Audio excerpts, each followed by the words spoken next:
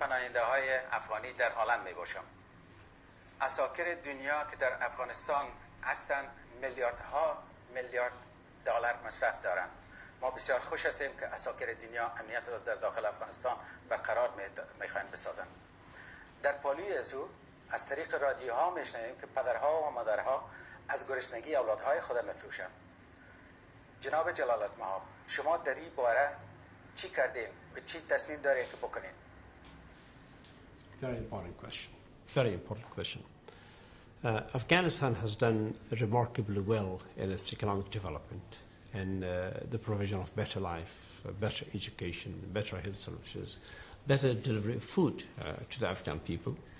But the climate change and the years of drought, especially this year's extremely serious drought that affected our country, and the global increase in prices of food also affected Afghanistan seriously. Actually, those Afghans who do not have enough ability to purchase things have been devastated. And that's why Afghanistan, as an emergency plan, purchased wheat worth $50 million. But did you know about this kind of things, that people had to sell their child? I'm coming to that. To buy food for the Afghan people and to try to... The world is also helping. As the United States is helping, Netherlands is helping, World Food Programme is helping. I have not heard of any incident of families selling child out of desperation.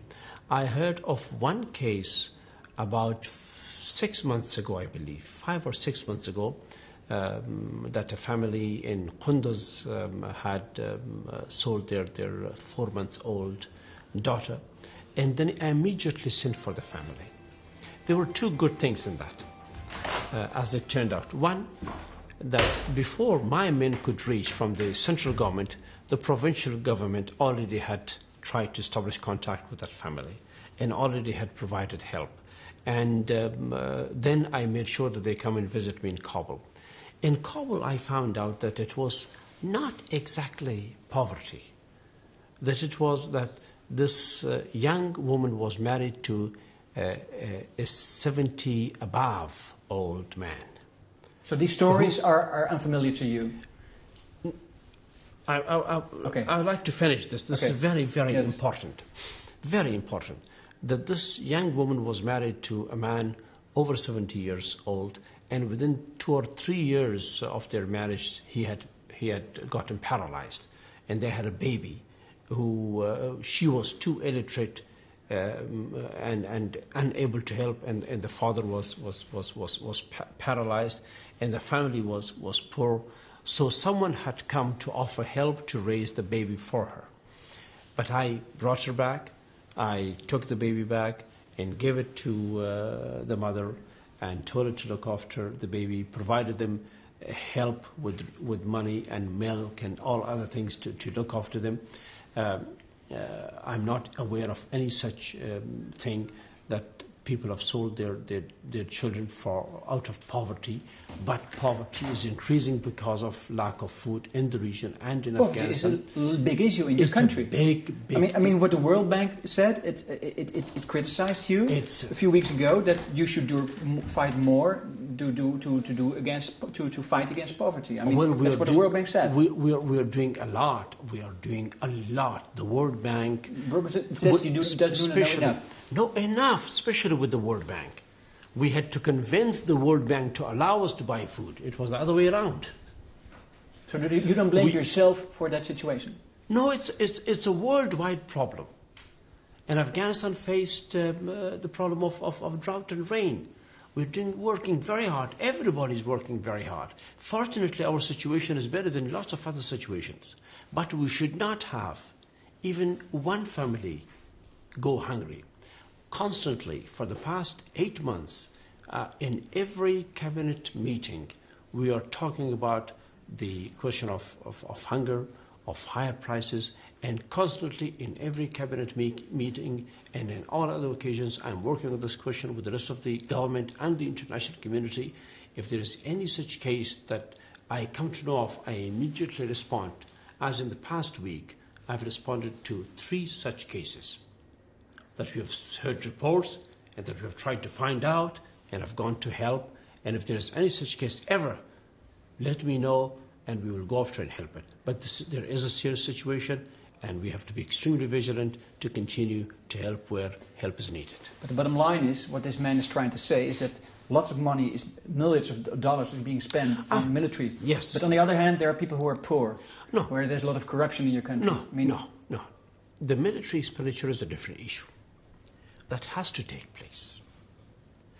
We concentrated in the past 5 years on roads, on health, on education. And for the past 2 years, we have been concentrating on energy and agriculture. The international community did not see so much in assistance for energy and agriculture. Now in Paris, and we have also now gotten the agreement of the international community, we will be exclusively concentrating on energy and agriculture and irrigation. And with that support from the international community, Afghanistan will, in a matter of 3 to 5 years, be a self-sufficient country in agriculture. We already were in the past, and we can easily be that. So Afghanistan, if the right element is provided, be a self-sufficient country in a few years' time.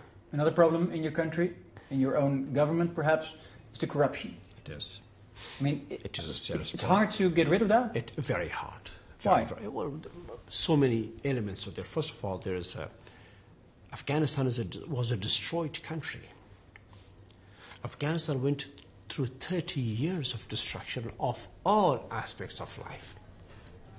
Physical and spiritual destruction of the country. Moral and material destruction of the country. We have to rebuild everything from scratch. Do you understand the criticism of the Americans, of the British, who say Mr. Karzai isn't doing enough against corruption? We are doing a lot. We are doing a lot. It's only that we don't talk about it every day. I can't come and stand before the cameras every day to say I have arrested so many officials, I have arrested so many people, I have arrested this, I've put so many people in prison, and this and that and that. That alone will not solve our problem. The problem is in the lack of capacity. The problem is in young institutions. The problem is in not having adequate manpower for the administration. The problem is... And for that you need money. The problem is money and time. The problem is in difficult procedures. For example, procedures that are left to us from the past. For example, if you want to get a license for your car to be able to move around, you will have to go at least through 35 or 40 signatures. That means 35, 40 times possibility of corruption. Now we're trying to simplify the procedures, make them shorter, make them easier, so that the chances of corruption are less, and that is rules and regulations and laws and procedures, and also the involvement of so many elements in Afghanistan. Foreign and Afghan is making it difficult for us to handle the issue. For you yourself? Including, yes. Of course. Because do you think there's in the Western countries there's enough understanding for your difficult role in Afghanistan because of all the warlords, etc., etc.? Well, there is understanding and there is no understanding. Can you explain the hard task? It is a hard task in the sense that I have to walk through various types of storms. With the delicate jar in my hand, I have to take the country. What is the first task that I have as the president of Afghanistan? To have the country united and together and in peace.